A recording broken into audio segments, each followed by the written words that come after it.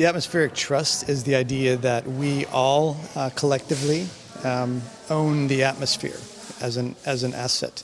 We can no longer afford to have it be an open access resource, but really we need to think of it as something that we collectively own.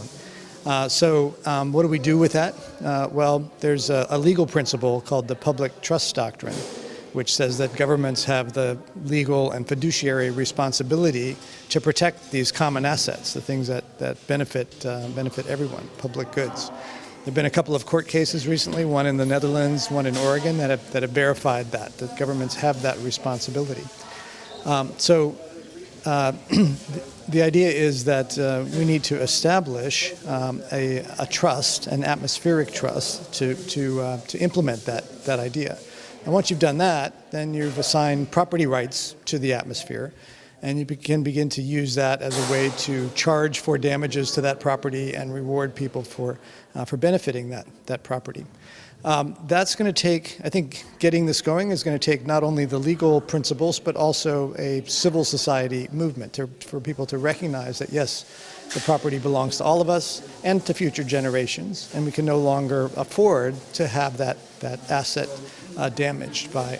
And it turns out that there are 90 entities, companies in the world that are responsible for 2/3 of the carbon emissions, largely fossil fuel extraction companies.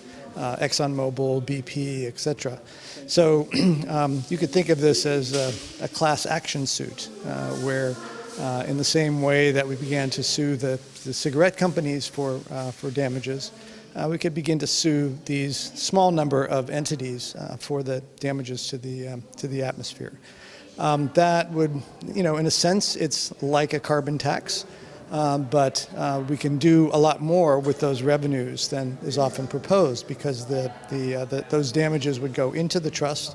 The trust could then use those not only to rectify some of the damages, but also to redistribute those resources, to deal with poverty, to deal with inequality, to address some of the sustainable development goals and implementing those, which is also something that all countries have agreed to going forward.